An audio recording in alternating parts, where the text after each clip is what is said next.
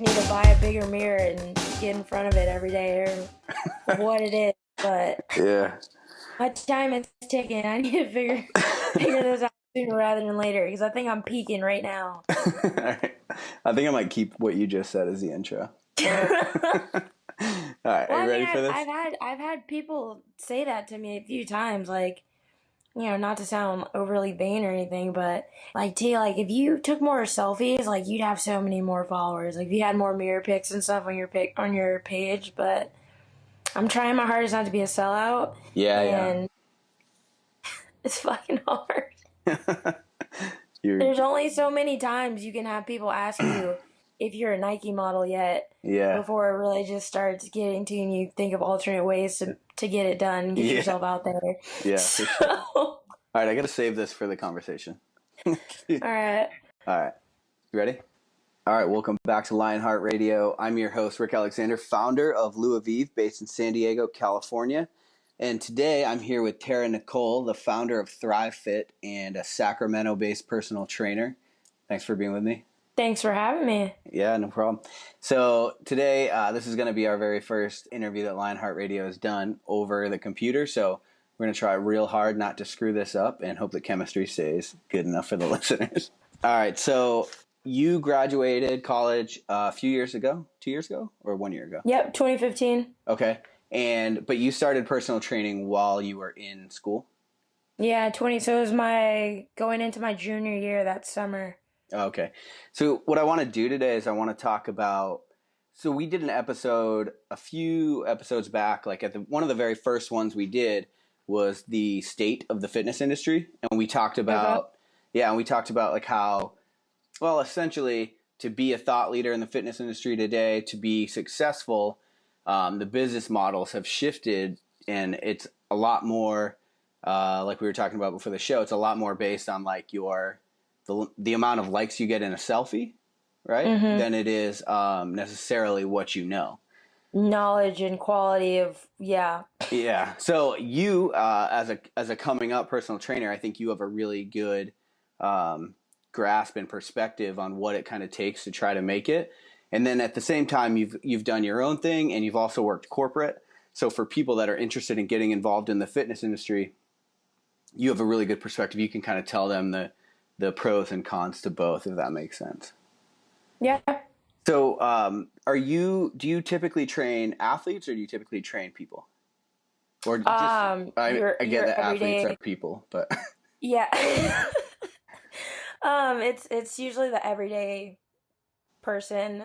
I would prefer to train athletes because that's my background, from playing college basketball and sports my whole life. yeah, And obviously it's a little easier to deal with. Not to say that in a bad way, but dealing with an athlete, they have that mindset already to where it's like you don't have to worry about that. You don't have to babysit them into thinking like, hey, this is what I'm here for. This is the workout. It's going to be hard, whatever. Like that part is covered. They have that mindset down. yeah, Whereas with your everyday person, it's a lot more, I don't want to say babysitting, but essentially sometimes it is babysitting. So yeah, right now, especially at the gym that I'm at with overall demographic, it's more so just your everyday person. But if I had it my way, I'd want to train athletes. yeah. Before I went into the military, I was a personal trainer, and what I found is, well, what's good about athletes is they expect to put in the work. It seems like, Yeah, right. right, where you don't always get that with people. And what I found, which kind of bugged me, is when I was a personal trainer and I was dealing with like Gen Pop personnel, you would talk to them and you almost had to be their motivator, like more than you had to be You're like their crutch. right, exactly. And I remember I spent a ton of time programming for this lady and setting up a whole circuit. And then I like go around and I'm explaining to her and I'm super excited. And then she like looks at me and she's like, "Oh, do I have to do this?" Yeah. It's like that That's attitude. what I'm saying with the mindset. It's very rare that I found that mindset is already there. Right. Typically, if they're older, it seems a lot worse. Most of my clients are like middle age, like 30s, and I think it's because they've been out of the game so long that it's kind of just like when their head is all over the place and they don't they don't have that mindset just going into it. But with the younger ones, it's a little better, but their goals are also a lot different from those people, which motivates them differently, if that makes sense. Yeah, for sure. What goals do you normally see with your Gen Pop client? People just want to lose weight, but Want like tone? unreal, that freaking word, every time Yeah, I hear it, yeah. every time I hear it, oh my, it just makes me cringe right now. But yeah, I had someone say that she would rather she didn't want to do any cardio, which I was like, all right, I'm cool with that. But she phrased it saying she wanted to focus on toning and strengthening. And I was just like, okay. So, all right. So, well, let's break it down. So, like, when somebody comes in and they say, I want to, because I got that all the time too. Like, That's like oh, 90% of females. yeah, absolutely. Like, oh, I just want to tone, which, I don't want to make this, it seems like a lot of podcasts come back to CrossFit, and I don't want to make it CrossFit, but that's one thing CrossFit does well. For whatever reason, they've attracted women that, and Mm-hmm. they've gotten the point across that performance is more important than toning. Yeah, or at least they use the word muscle. Right, right. So when somebody says I want to tone, like, what do they mean? What do you take it for? Or do you try to break it down and like get Yeah, I into? do, because usually they do it with the, I don't know if you can see, but they do it with the like, I want to tone here, I want this more toned, and Yeah, they yeah. point to their midsection, they're touching their fat or what they wish were abs, and they're like, I want to tone this, and then they go for the butt after. It's always the same three spots, like So like tries, the go to the tricep. midsection, yeah, and then they go to the butt, and Yeah. usually the hips too. And So so when they come in and they talk about that, do you have like a template, or do you make every single, do you program specifically for what they talk about? You must have a tone template by this point. no, right? Yeah. Um, well, first, like, because I mean, personal training is informing people one, So I always stop people in their tracks. I'm like, listen, please Yeah. don't say tone. That's not a thing. Yeah. Yes, your arms can look like toned and have definition to them, but I prefer for you to say definition or that you'd want to build muscle. Yeah. Okay. And then once they kind of like, okay, they understand that. It still takes them a while because that's their natural. That's what they've known for a while. That like this is tone. This is what you do. But then from there, like they don't know that toning is strength training. That they want to build muscle to get that toned look. So Right. from there, it's just like, okay, I'm listening to you. I'm hearing what you're saying, but we're never going to use that word again, and we're just going into a strength program here. So that's all it turns into. So it's like based on who the client is, it's not. I don't have like a go-to like template or whatever how you were saying, but Yeah. at the end of the day, if it's someone who wants to tone, then we're gonna be lifting weights within your programming. So Right. that's just Right. kind of how I approach it. And then, they may sprinkle that word in every so often. And I'm consciously reminding people, like, yo, please don't say that shit around me Yeah. Yeah. because it's not a thing. So, yeah. And I read, like, the history of that word, too, how, like, it started back when women were shaving, when, like, the Gillette company got super big for promoting or targeting women to shave. That's kind of the era when it started because building muscle sounded way too masculine and they wanted something a little more feminine, so it ended up being Tony. And I was like, Jesus, like, Really, that's where that first, came from. yeah, first the hairy legs, now the toning. Like, Damn. thanks. So, but That's, yeah, that's a little fun fact. I wonder how many. You gotta wonder like how many things like that derived from like the Mad Men days of marketing, like back in the Seriously, yeah. yeah. It's funny how many So like many things in things. pop culture. Things Yeah. that we probably don't even think about now, but Right. yeah. But it's funny if you think about it. It's like now, whatever middle-aged woman, whatever younger girl, she's literally reciting what Gillette wanted a woman to feel 40 years Yeah. ago at the gym. Now, Yeah. like that is goddamn powerful marketing. Yeah. Yeah, Lasting impression. So yeah. I think it was So, in, I don't know, go for it. you all right? So you came from an athletic background. You said you played college. Basketball, yeah. I played for 2 years at the University of San Diego. Oh, okay, very cool. Well, let's get into that a little bit. Like when you were as a NCAA athlete, did you like what were your workouts look like? Predominantly practice. Yeah. During that time, like, you couldn't pay me to work out. Like, 'cause you know what I mean? Like, at least for basketball, like, you're thinking about your sport. You don't care about the weight room. At least me and half my teammates didn't. Um, no, I'd say that's pretty average. Most of us, like, especially girls, like, we don't care about going into the weight room and all that. So it's like you spend all this time on the court, 2.5, 3 hours at practice, and then you're expected to go up to weights after, and it's just like, yo, Yeah, I don't for in that. college. So yeah, I was the one in the weight room, like, because we had, I don't know if you know Stefan Roche. I've ever heard of him. He was like big into cross. I think he's still with headquarters right now. CrossFit But headquarters. yeah, but he Okay. was our strength and conditioning coach at USD. Asshole. Like that dude was scary. Like I can't Yeah. tell you the number of times he's made me and some of my teammates cry. Like Really he was a brutal. scary dude. But he was like one of those OG CrossFit dudes. So he didn't have us doing CrossFit, but we called it was Chipper Friday. We had things like that, and it was just basic strength training. But we had like a huge rig in our weight room, and they had us lined up based on strength. And for that like 2 years, I never left that first rig, and I really didn't care, like, because I was Really. just weak, Yeah. super. So I weighed like 125 when I played basketball and stopped and got like I'm 150 right now, so Okay. How tall are you? 5'8". Okay. So So I what? was real. Yeah. Was it CrossFit style? Like the workouts you were Uh, doing then? only on Fridays. That's what I was saying. We had little chipper Fridays. Uh, But it was like, the other days you he were just taught us. lifting. Yeah, but he taught us cleans and all that. So I had that base going into CrossFit. But for the most part, we did a lot of RDLs, a lot of back squats, bench, and then power cleans. And Okay. that was really, and then the rest was just accessory work. Yeah. So like glute ham raise, all that stuff. Just working on like explosiveness, which makes sense. Sport specific. Yeah, a lot of agility training, but I mean, I was fine with all that stuff. It was just the weights. Like, for some reason, I just wasn't into it when I was playing. I was just like, this shit's stupid. I Yeah. just want to go. I think it was just because, like, the mental stress, like, we're all tired, we're exhausted, we're still in school, we're traveling. And the last thing we want to do is to go up and freaking power clean right now. So it's just like, I wasn't a fan back then. And then when you finished college or at the end of college, you got into CrossFit a little bit, right? Because that's where we met.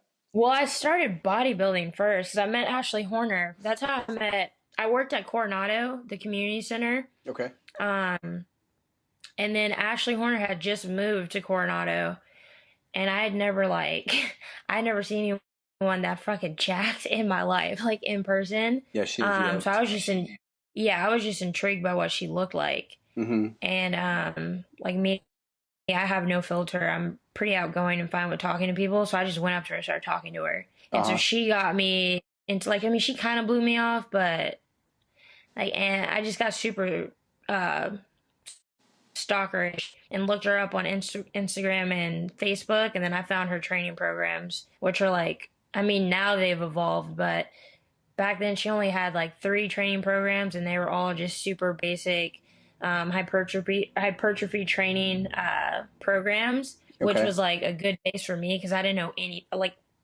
anything. All I knew were how to back squat, how to do an RDL, and how to power clean. Right.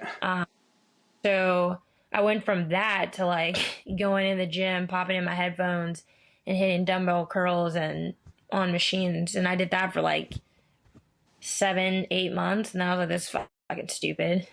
Like bored because I Yeah. was, the team sports and having Right. people with me. So I did that for like 7 months, and like, don't get me wrong, my body changed. Like that's when I like put on all that muscle. Yeah. But then I just got bored, and then from there, that's when I hopped into CrossFit. Okay. So when you're training people now, do you utilize a mix of all of these different disciplines you've gone through or Yeah, okay. yeah, not so much bodybuilding though, just because, well, one, the gym that I work at right now, we don't have machines. The only machine we have is a lat pull down, and no, shoot, that's it. We have the lat pull down, and then like the just the overall like cable rig where you can do like pulls and or not pulls, rows on it and like the little cable cords like with the attachment pieces. We have that big thing. I don't know what Okay. it's called. I don't use machines now in my training, put Yeah, it that yeah. way. When you say So it's bodybuilding, a lot though, more, excuse me? when you say bodybuilding, you mean like muscle group specific and like high rep Yeah. Yeah, hypertrophy. very isolated. Just, yeah. Yeah. So now you rely more on the compound movements. Compound and then a lot of, well, because most of these people are, like I said, middle age, average people who haven't been in a gym or physically active in over a decade. So it's a lot of corrective exercise as well. Yeah. Um, and that's like one thing that I'm thankful. Like I had a not a bad experience at Equinox, but I'm appreciative for it because like Equinox has their own school, like their own academy, whatever you want to call it, where it's continued education. So you're learning all this stuff.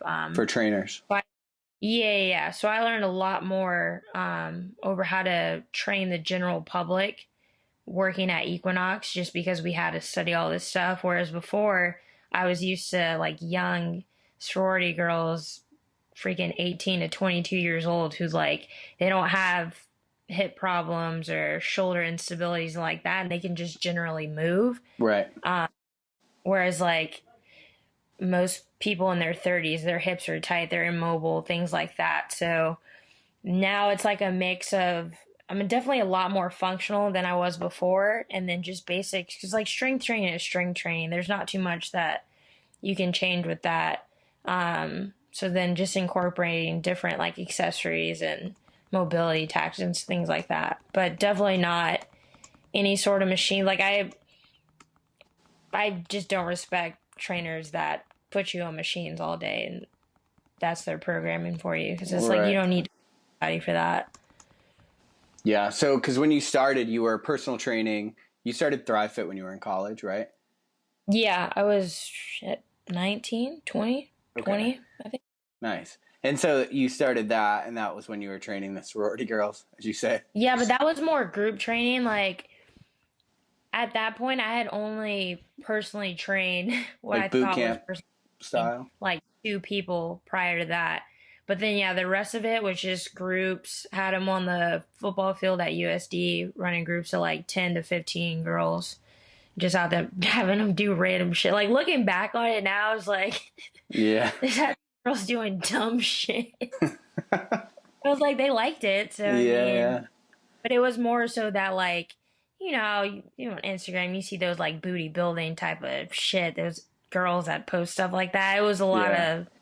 I mean, it's like you got to give the people what they want. So, I was gonna say, I mean, at some point you got to meet the market where the money is, you know. yeah, and you got like freaking alpha fees and gamma phi whatevers, and all they care about is having a big butt. So, Yeah. and they see you and they're like, "Well, T got a big butt. I want to do what she does." I'm like, "Well, we don't have any weights out here, so the Right. next thing is just to sit there and have you pulse in a squat." Right. But it created a little like community and name for myself, so I wasn't mad at it. I'm still not mad at it. Yeah. Like, Yeah. No, that's cool, it and worked. that's where I found like when I first met you. That's what you were doing. Yeah, yeah, And so that's like yeah. a hard thing that I found too, with the supplement company and even with the podcast and stuff. It's like, you want to put out like really great content because like for me, I was like born in the like in fitness for the last hmm decade of my life has been like dedicated to, learning different disciplines and going through different like evolutions with the fitness industry. And so you learn like what's right and what's not right. But You're at the right. same time, the market, the people like that are going to pay you to do this thing that you love, they want, you know, they They want want what they Brazilian want. booty lift. Yeah. They want what sells. Yeah. Right, right.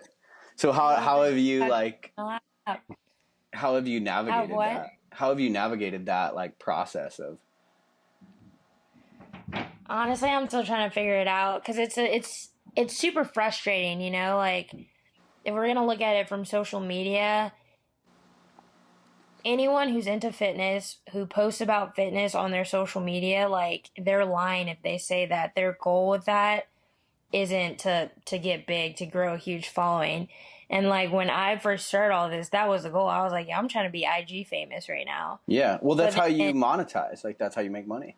exactly. But then if you're like me, you realize like, yeah, this shit's harder than it looks. Mm-hmm. But it's frustrating because you have, I'm to the point now where I think it's like, I may be biased, but I think my Instagram is quality, so decently quality, right? Yeah. And then you go and you Like see quality whoever, content, you mean? yeah, and then Yeah. you go and you see whoever, 5'4" with the high waisted pants and no shirt on ever, and homegirl has, I don't know, 23,000 followers, and it's like the shit you post is 70% in the mirror or selfie, 20% like you doing donkey kickbacks on a Smith machine, and then 10% is like gangster quotes, or just dumb Yeah. shit like that, like memes or whatever, and it's like, Or like how? the pushed up cleavage with the Bible verse. Yeah, Yeah. yeah, yeah, yeah, you're motivating the hell out of me right now, girl, let me tell you. But it's like, how, like Yeah. what are they doing that, I mean, I see what they're doing, and I'm trying not to go that route, but you know what I mean? It gets Yeah. frustrating aspect. So it's like, because that's what I'm trying to not rebrand, but I guess shift my focus. Because originally I was trying to do the whole like famous, not famous trainer, but like kind of trainer slash model thing. Because I started getting into photography, and people just kept hitting me up for photo shoots, which was sick. But Yeah, and I've seen you done you know, some cool shoots because you've modeled for Core yeah. Water. Yeah, yeah. So like the response, because I thought they were dope shoots too, but the response I got from that and from posting that type of content wasn't what I expected it to be.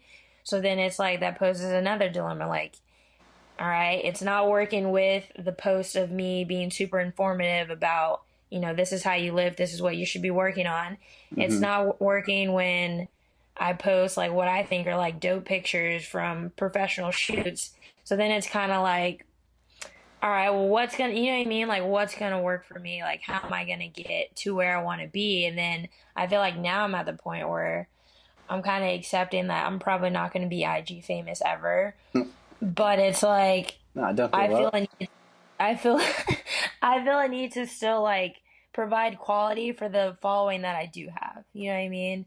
And, like, I don't want to not sell out, but like I don't want to lose that in that sense to where it's like not that I quit or that I just gave up on it, but it's like I know at the end of the day I'm gonna post what I think is quality, and if it informs people, if it helps people out, it motivates them, whatever, that's great. But my goal is just more self promotion as a trainer at this point. Whereas before it was like, damn, I just want to be fucking famous. Right. So Yeah, I mean, social media has revolutionized business outside of fitness too. I mean, just business in general. yeah, yeah, If you have a big following and if they listen to you, if they're loyal, like that's why you can't just buy fucking following, right? Like that's why you yeah, have to like build it for real.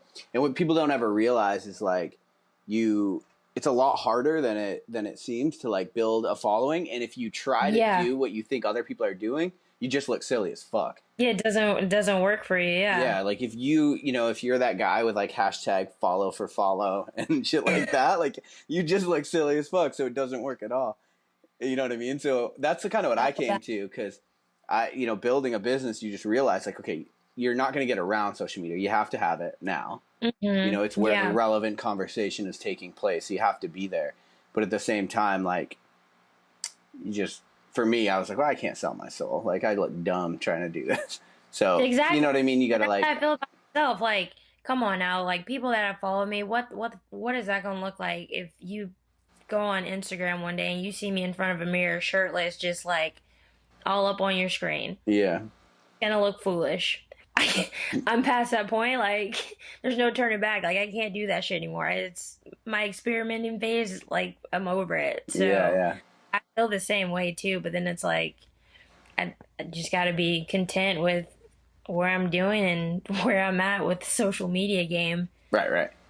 So, when you got into personal training, what did you use the degree program, or do you have like a National Academy of Sports Medicine, or? Yeah. So at USD is a weird school because it's like it's private. But like 'cause they didn't once I realized that I wanted to get into training, I had already declared my major at USD, so it was too late. Like I wasn't about to switch my major to kinesiology, or not that USD even offered it because they didn't, which sucked. But it was like, I'm not going to transfer schools or anything like that when I can, just look up ACE or NASM, whatever, and Hmm. go about it that way. So that's what I did because USD they offered a couple classes. Like obviously you couldn't minor or major in anything even like remotely close to like a kines major, but they offered an ACE course and I did that, and I think there was like some other nutrition course, which was pretty. I dropped that class because it was like the teacher was retarded, or Yeah. I don't. Can I say that? Yeah, Say whatever you the want. teacher was she was fucking stupid, This and isn't like CNN. Say whatever you want. yeah, it was like I didn't know a lot, but I looked at the professor like, yo, you don't know shit either, so Yeah. I'm not gonna waste my credits on this class. So I went that route to start. I took the ACE course at USD and then tested for it at San Diego State, like took the official test or whatever. So I have my certification through ACE, which was fucking 2014. Yeah. Um, 20, it was 2014, and then from there, like when I was working at Classy, like Pete and Legion, they didn't really care about certifications, all that. The CrossFit Um, gym. yeah, but I wasn't like I didn't have my L1, but I wasn't teaching CrossFit classes either. Like they had me teaching like a body weight conditioning class there, Right, right. and they were fine with the certification that I had. And then when I got to Equinox, like they were fine with ACE. But like I said, like Equinox has their own little school of education. So I became certified in like, I don't know if you've ever heard of a Viper or anything like that, like just through Equinox. So Is just that gaining knowledge that what is way. that? Viper is that like tube looking thing. It's Okay. VIPR. It's a functional training tool. It's the backstory to it was in Canada, I don't know, maybe 30 years ago, there was a hockey coach and you know, he was training like a collegiate hockey team or some shit like that. And super bougie, super expensive school. They had like all the best training equipment, best weight rooms, all that. And so they played this team from like the cuts, basically like a farmer boys, and they got their asses kicked. So they're looking like, why are these little farmer boys stronger than us when we have all this top of the line equipment, this great weight room, and all that. So he went and met some of the farmer kids on the hockey teams and saw that they were out there like picking up bales of hay and moving functionally and training their body in different ways, so they were like overall fit, Yeah. whereas his guys were just strong on a bench press or strong on a squat. So then from that it kind of inspired him to I think he got like a roll of carpet and was just fucking moving it in different directions, and then that ended up turning into a Viper. So it's like this rubber tube that has handles on it in different parts of it, and you can like press it and pull and just different shit with it. So It's kind of it's like the actually it's weirdly challenging. yeah, Like, because when I got to Equinox and I saw it, I was like, I don't fucking throw around tubes and shit. Like, the yeah, fuck? This shit's weird. But then you do it and it's like, okay, like, all yeah. right, you guys are on something here. So, Does the weight um, shift in it? no, it Oh, doesn't okay. ship, but they have different sizes of it. Oh, So, okay. like, you have the smallest one is like 12 pounds and then the biggest one is like 40. Okay. But yeah, that was at Equinox. And then, like, since Equinox, like, I have my TRX cert. I'm taking a kettlebell cert on the 11th, so that'll be fun. I'm, Okay. like, way into kettlebells now, so that's kind of cool. Oh, Um, I am too. I just did Dan John's 10,000 kettlebell swings in a month like yeah. workout thing. How'd you break that up? He breaks it up into clusters. So I actually wrote a blog post about it, but I think I forgot to publish it. He does, so you do 10, and then you do a set of 15, then you do a set of 25, and then you do a set of 50, and that's like one Okay. cluster. And Yeah, yeah. in between the like 10, 15, and 25, there's a different movement each day. Like sometimes it's push press and sometimes it's pull up Mm-hmm. or whatever. And you do 5 clusters in a workout. Okay. That'd be So cool. I have to check it out. yeah, it's pretty cool. You could just type in like Dan John kettlebell workout and it'll come up. I did it because I like wanted to like radically, I wanted to like strengthen my posterior chain. Like Mm-hmm. in ultra marathons, those things like start falling apart on me, Right. like my posterior chain. And then because of that, like over the course of a super long race, it would start beating my quads up and my Mm-hmm. knees start hurting, whatever. But by the end of that month, like, dude, I felt like my posture was fixed. Like I felt good. Right? Yeah. Yeah, this shit's crazy. That's what I don't know. I feel like I'm evolving quite a bit as a trainer, whereas before, like you want to do the things that look cool and are popular that you see on Instagram and stuff. And then you realize, like, well, that was the other thing I realized. Like, most of these people that, they may have super huge followings, not to knock them, but I guarantee you, none of these people are actually training people in person. Mm-hmm. Um, and They it's like, just even if sell like they, online templates. yeah, and Yeah. it's like even if they are training people in person, they're not having them do all this like cool crazy shit that they're posting on their pages. So, just for me, like it's been nice like trying to like getting out of that basic like even the bodybuilding stuff or like the booty program type of shit and like just actually getting more functional and like owning and knowing my shit so I'm not like as one dimensional with my training where I can have clients that are 12 years old and 50 as well, Yeah. so yeah, like I'm way into kettlebells, stuff like that now, so that's pretty cool. Yeah. I just built that workout too, by the way, Dan John. You just Save looked it that for up? later. Yeah. Yeah. Dude, the first 2 weeks I was lit up. I was tore up so bad, but um, by the end of the second week, I was like feeling okay. And then by the Mhm. end of like the third week, I was like money. And now I feel like I could bust it. Now, what I did is once I finished it, because I didn't want to lose it all, I just start every workout with like 150 kettlebell swings. Mhm. But I'll do that as like a finisher sometime too. Like just yeah. fuck around, hit 100 kettlebell swings for time, like something random. Yeah, I like it because it's a good dynamic compound, movement. So something you mentioned earlier is your nutrition class. You said you didn't like it. I don't know if it was more so. Granted I gave it 3 days, um, or 3 classes, but Gave it the I don't know if it college was. try. Yeah, I don't know if it was the professor or like the actual content because I don't know if you ever watched Kim Possible. You're a little older than me, but like there's this fucking professor on Gonna Kim be a Possible, no for me. and he looks kind of like a. Do am I exposing my age right now? I don't know. With a Kim Possible reference. Well, there was this professor on Kim Possible, and he looked and sounded just like him, and I was just like, I can't do this. I can't take this guy seriously right now. So, because he was Gotcha. very like top heavy and had little tiny legs, but he was like 6'4". So just Yeah, yeah.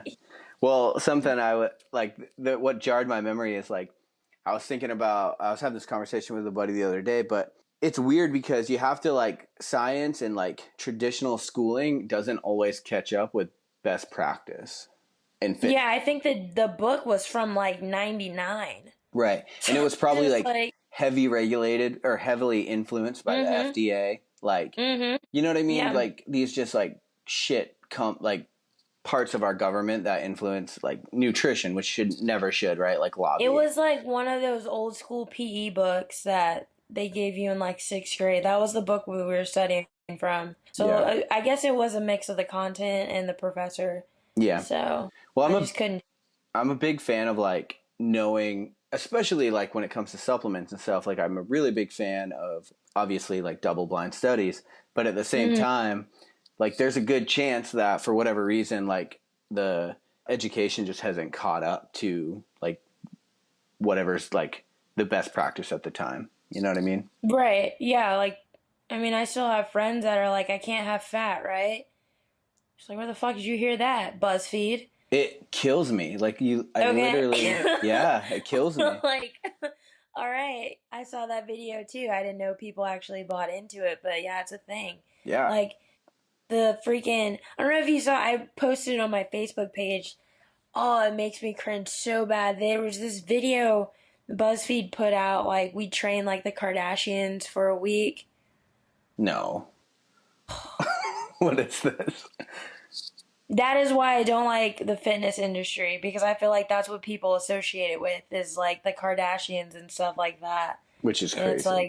like going on the gram and seeing people that look up to the Kardashians but are online trainers. Yeah, yeah. It's like, I can't do this. I've thought about deleting my Instagram many times. Really? Well, BuzzFeed is a master of the clickbait too, so you got to take that with a grain of That is very true, but that it wasn't clickbait. Like, they were serious, salt. Yeah. and it was like the most pathetic 6 days of working out I've ever seen.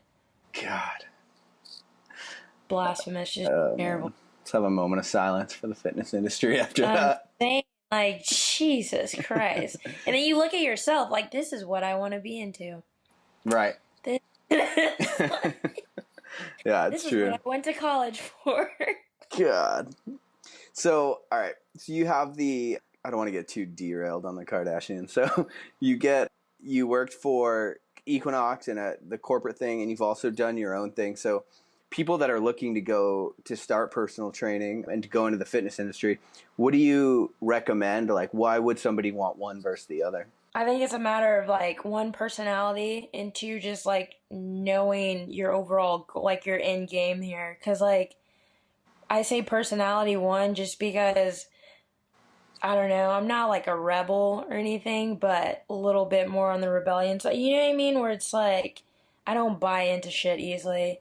And Mm-hmm. like with the Equinox thing, like, I don't know how Just like much you know about skeptical. Equinox, but yeah, because like their whole thing is marketing, one, and it's like a certain demographic of people that they're appealing to, and how they market. So like the first time, the only reason I knew about Equinox was from Kanye West, so that says a lot right there. True. Um, and when I got to Houston, I saw it and I was like, fuck it, why not? I'll just try it. And as soon as I walked in there, you have this huge banner of three naked women in a pool full of money. And it's like hashtag commit to something. That's their slogan. It's commit to something. Or Equinox made me do it, the two of those. So Gotcha. you walk in and you're looking at these naked ass women Yeah. that and it's like that is y'all's brand. Like Equinox is a brand more so than a gym. Um, Yep. but it's like, okay. And from that moment, like just kind of going with it, like I just never really bought into it. And I think it has everything to do with personality, because they hired me on with five other trainers, and like two of us quit within the 5 months, and we were very similar. Like we were the whole time we're like, this shit's stupid. I can't buy into this. Like, whereas the other three were like, they drank the Kool-Aid so quick. They were about that life. Mm-hmm. Um, so I think with like, I don't know, anyone who wants to get into training, definitely know like where you fall along that line of like corporate, private, whatever it is, like have a purpose for what you're doing. If you're just looking, don't think about the money at first, because you're not going to make money from the start as a trainer Yeah. unless you like really, well, you haven't been doing this because you're getting into it. But like so many people just do it for the money to start. And then those are usually the people that like are online trainers or whatever the fuck they claim to be. And it Mm-hmm. doesn't last long. Like, they die out relatively soon because like they're not making money and they realize it's harder than it seems. So Yeah. I'd say to just like identify why the fuck you're doing it. Like, yeah, it sounds great to say you want to help people and change people's lives or whatever, but at the end of the day, like so many people just care about that. And so if that's your goal, then yeah, corporate gym would probably suit you a little bit better, just because you kind of have that, like, I don't want to say like fucked up perspective, but you know what I mean? Like, Well, you have to buy into the system for sure. But yeah, there's a lot of exactly. people, I think, that it's a lot easier. Like they want to kind of work in a gym, and it's a lot easier to kind of turn your brain off and just like march to Yeah, the to beat. go with You what they're know? telling you. Like, it's much easier to walk into a 24-hour fitness or an LA Fitness, and they have a set program for what they do with their trainers and how Right. you're supposed to clients and how much you have to charge them, as opposed to going to a gym and they're like, this is our rate, you pay us $500 a month and you can do whatever you want and you're completely independent. um but it's like, I think it takes a certain like entrepreneurial spirit to feel that way, Yeah. Because even the friends that I have, like, not many of them, like, people, like, I still have friends that think I'm fucking crazy. Like, For going you out on your graduate, own. yeah, like, you graduated from the University of San Diego. The first thing you wanted to do is become a personal trainer, like, by yourself at Yeah. no gym. Smart. Did they teach you anything in 4 years? You know what I mean? But it's like, that's what I grew up around. Like, my parents own their own businesses. Like, that is what I know. So that made sense to me. Like, why would I go and try and work at a 24-hour fitness or somewhere like that for someone else when I know I'm going to have to give at least 50% of the money that I made from training to someone else? Like, Right. it was a no-brainer for me. Now, that didn't work out as well as I had hoped it would, but like, I'm still here and I'm still pushing for it. So I think, I guess that kind of still ties into personality, just like knowing your goal as a trainer and that vision or whatever vision you have. If it's something temporary, like most athletes get into personal training just because they have that background. But it's like, are they doing it just as an in between thing? Is it something they actually see themselves doing for a while? Like, I think it depends on what your overall goal of being a trainer actually is. Yeah. Yeah, that's true. And I mean, it's easy for us. Like the first gym I ever worked at, because when I was a personal trainer, was at Bally's, and they were like, "Yeah, we're gonna pay. You charge $25 to the customer, and then by the end, like you get paid like $9 on that, and Yeah. in that hour." And I just remember sitting there, but we're both entrepreneurial driven, so it's easy for us to kind of sit Hmm. back and shit on that. But it's like I'm like, hold on, no, if I'm doing the work, you're paying me Yeah. 25. Yeah, and then You know what I mean? that's how it was at Equinox, just on a larger scale. You have $112 sessions, and I'm getting 26, Yeah, and I'm supposed to be happy about that. yeah, So like I had, like I said, I had the three coworkers that they didn't care. They worked at Equinox. They were fucking proud. I'm looking like, yeah, y'all, it costs her 112 to train with you. You got 26 of those dollars. yeah. 26. But the trade off is you don't have to be like at night, like worrying about how the hell you're going to pay your bills sometimes when people cancel, or how you're going to market. Because, that's something I've talked to a lot of people about, is like, you might want to get in the fitness industry, but you need to realize like you're still getting into industry. Like you're still Mm-hmm. running a business, and you're going to have to do all Yeah. those back end business things that aren't what you even And wanted. like, that's honestly why I appreciate group fitness a little bit. Not appreciated, but it's a little less hustle oriented. Because like at this place I'm working at now, I just show up. Yeah, I'm gonna yeah, get paid for this. yeah, You yeah, know what I mean? I'm not hustling for clients. I don't have to worry about getting clients. Like, there's gonna be people that show up for my class, and I'm gonna get paid for it. So it takes the ease off a little bit, but I mean, I don't know. It just goes back to what you're looking for. hmm, Like, financially, it helps out a lot when you have that to rely on. Like, hey, I have this group class or for sure. group training, whatever you're doing. It's Yep. not as stressful as personal training, but this shit's not for the weak-hearted at Yeah. all, or people that are broke. Right. Right. So, in your opinion, how do you make money in the fitness industry, as a personal trainer? Actually training people, Yeah. like getting clients. It depends though. Like, I don't have much of a following. That's probably like the way I do it is probably like different from someone who has, at least 10,000 followers or more. You know Hmm. what I mean? Because I feel like when you're at that point, people approach you more for training. Whereas like you know what I mean? Like, you don't have to try as hard. Like, people see that as soon as they go on your page, like, oh, she looks legit just because of her followers, and it's more of like they reach out to you. Yep. Whereas me, it's like it's a constant, like everything I have, like I freaking did that. Like, you Yeah. know what I mean? It's a Yeah. constant struggle and hustle, but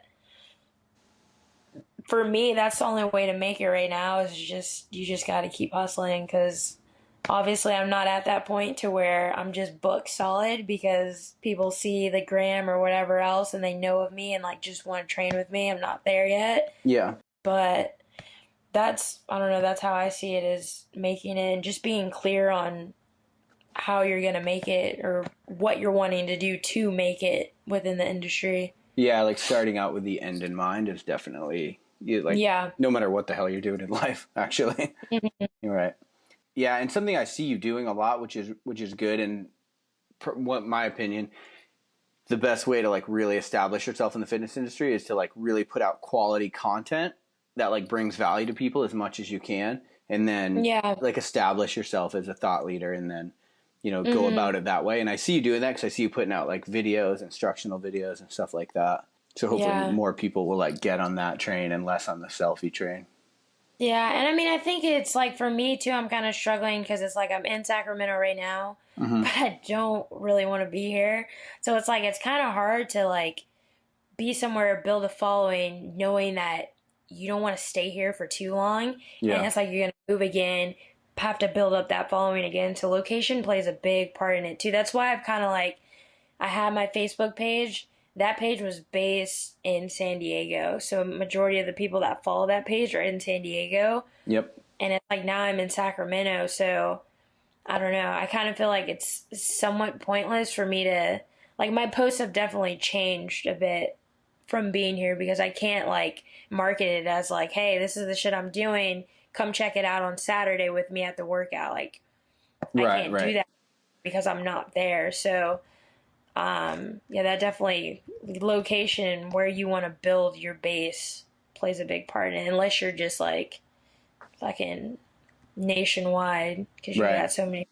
But Yeah. for us little people, Right. it's kind of difficult sometimes. But that's probably, you would find that with personal trainers if they were actual personal trainers and not like selling templates and stuff like that. No matter where you Yeah. are, because like my friend of the brand Kale, she was on one of the Oh episodes yeah, I remember earlier. her. Yeah, she was on one of the earlier episodes, and she had the same problem. Like she wanted to move, but she's like, such a huge To chunk of her move that following following was in San gone. Diego. Yeah, Yeah. and so you can't say like, hey, I have this class at this time, and like people in And San that's what Diego I'm are like, trying to tell the people. The gym I work at right now, it's called Fitness Rangers. These guys, they just have no fucking clue about social media to begin with.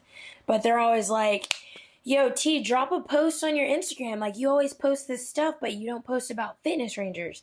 And I'm like, y'all, you guys you're not realizing that the following of people that I have on social media, they're not in Sacramento. So they do not care that I have a class at 9 a.m. tomorrow in Sacramento. There's yeah, no point in me posting like for you yeah. guys. And I try and tell them that every single time and they just don't get it. Like, hey T, like make sure you tag us and post about your ropes class where I'm like, okay, yeah, right, sure. right. For what? Everyone that likes it doesn't live here. They're not coming, in Yeah, case you were wondering. yeah. No, I mean, you would see that though with a lot of different personal trainers, I think. So, is there anything else that you want to talk about or plug, or how can people follow along with you and support what you're doing? I'd say mainly on Instagram. Right now it's at Tara.Nicole1.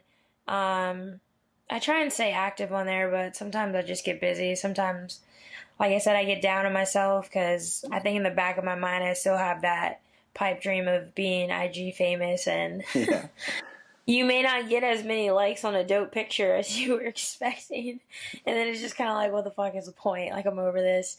But yeah, that's probably the best way to connect and really like see what I'm doing. Or I'm not one of those trainers though that clogs my feed with the clients that I have. hmm, But I'm big on the Instagram story now.